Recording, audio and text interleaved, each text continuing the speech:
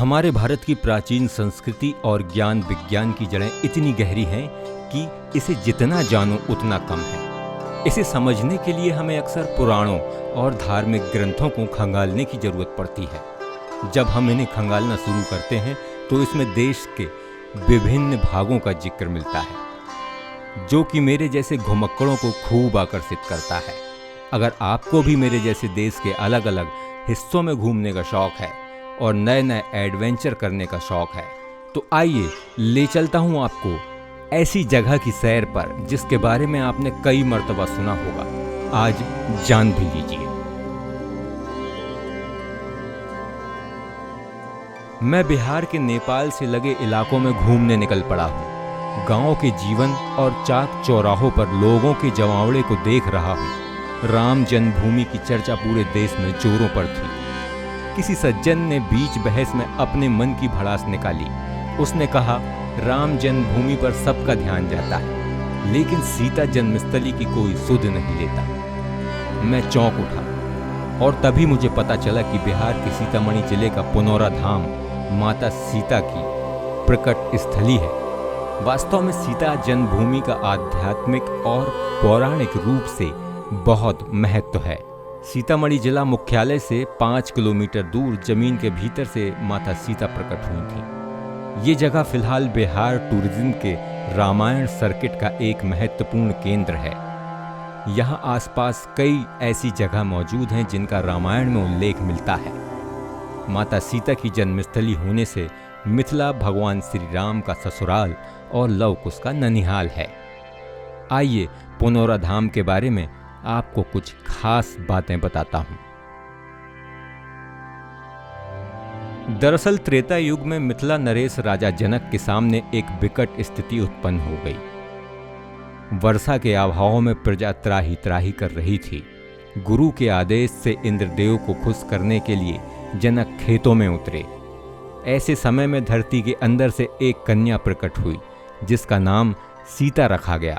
दरअसल हल जोतने के समय जमीन पर जो रेखा बनती है उसे स्थानीय भाषा में सीता ही कहा जाता है और सीता से जन्म कन्या को सीता कहा गया।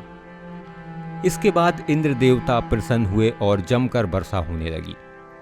इसी वर्षा से बच्ची को बचाने के लिए वहां आनन फानन में एक शेड बनवाया गया जिसे मड़ई कहा गया। तभी से इस जगह को सीता मड़ई और फिर सीतामढ़ी और बाद में सीतामढ़ी कहा जाने लगा। ये ऐसा समय था जब इस इलाके में जंगल ही जंगल हुआ करते थे। मढ़ई के पास पुनौरा धाम में पुंडरीक ऋषि रहा करते थे, लिहाजा पुनौरा धाम को सीता जन्मस्थली के रूप में प्रसिद्धि मिली।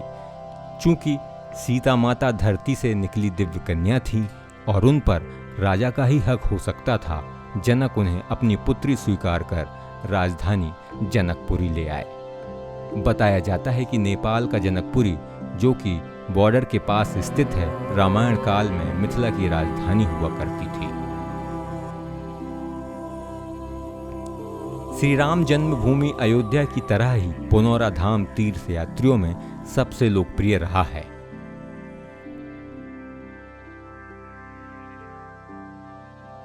सीतामढ़ी रेलवे स्टेशन से पश्चिम में स्थित इस स्थान को आज से लगभग 200 साल पहले जीर्णोद्धार किया गया। वहां उस समय एक मूर्ति मिली जिसे उर्वजा कुंड कहा गया। यहाँ के लोगों की माने तो मुख्य मंदिर में आज भी इसी प्रतिमा को स्थापित किया गया है। कहा जाता है कि जिस जगह पर राजा जनक ने हल जोतना शुरू किया था वहां उन्होंने शिव की पूजा की थी।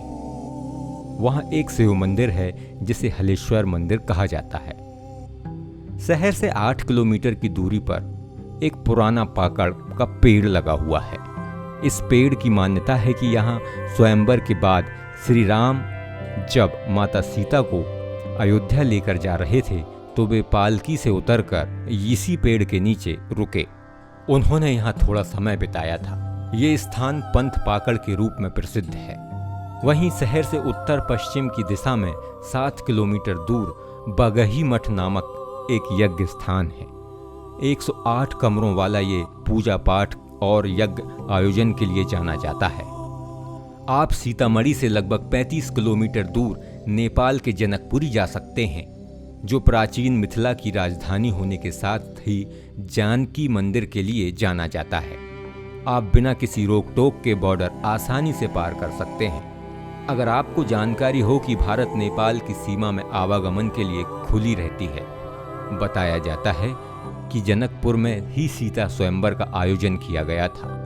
आज भी वहां राम सीता विवाह स्थल है और मंदिर के आसपास अनेक दर्जनों दर्शनीय स्थल मौजूद हैं। हाल ही में अयोध्या से राम जी की बारात जनकपुरी पहुंची थी और विवाह पंचमी कार्यक्रम का आयोजन किया गया था। धार्मिक संस्थाएं ऐसे आयोजन अक्सर किया करती हैं और दोनों देश की साझा संस्कृति में इसका बड़ा योगदान रहता है। इतना ही नहीं, कुछ महीने पहले भारत के प्रधानमंत्री श्री नरेंद्र मोदी भी यहाँ पधार चुके हैं। अगर आप हवाई मार्ग से आपका सीतामढ़ी आने का कोई प्लान बन रहा है तो आपके लिए जयप्रकाश नारायण अंतर्राष्ट्रीय हवाई अड्डा पटना बेहतर ऑप्शन रहेगा, जो कि यहाँ से लगभग 140 किलोमीटर की दूरी पर स्थित है। यहाँ बस या अन्य वाहन से भी आसानी से पहुंचा जा सकता है। सीतामढ़ी में रेलवे स्टेशन मौजूद है, जो कि पूर्वीय मध्य रेलवे रक्सौल दरभंगा रेल मार्ग पर स्थित है। यहाँ तक सीमित ही ट्रेनें चलती हैं। आप रक्सौल दरभंगा या फिर मुजफ्फरपुर रेलवे स्टेशन से यहाँ के लिए ट्रेन पकड़ सकते हैं। आप चाहें तो पटना भी रेल से पहुंचकर वहां से बस या अन्य वाहन से सीतामढ़ी तक आसानी से पहुंचा जा सकता है। अगर आप सड़क मार्ग से पवित्र शहर सीतामढ़ी आने का प्लान बनाते हैं तो यात्रा काफी रोमांचकारी होने वाली है। ये शहर सड़क मार्ग से अच्छी तरह कनेक्टेड है और बिहार के प्रमुख शहरों से आप आसानी से यहाँ पहुँच सकते हैं। मिथिला के इस प्राचीन भाग की यात्रा में आपको बिहार की एक अलग ही छवि देखने को मिलेगी। यहाँ की भाषा, संस्कृति और बॉर्डर क्षेत्र का शांतिपूर्ण इलाका आपको आश्चर्यचकित कर सकता है। अगर आप छुपे हुए जगहों की यात्रा करने के शौकीन हैं तो आप पुनौरा धाम की यात्रा जरूर करें। आप भारत नेपाल दोनों देशों के सीमा क्षेत्रों में बसी आबादी की जीवन शैली को निकट से देख सकते हैं। दोस्तों, आपको ये जानकारी कैसी लगी हमें नीचे कमेंट करके जरूर बताइएगा और ऐसी ही भारतीय धरोहर की जानकारी के लिए और नई नई जगहों पर घूमने के लिए तैयार हो जाइए। अगले एपिसोड में फिर होगी मुलाकात नई जगह नए रोमांच के साथ।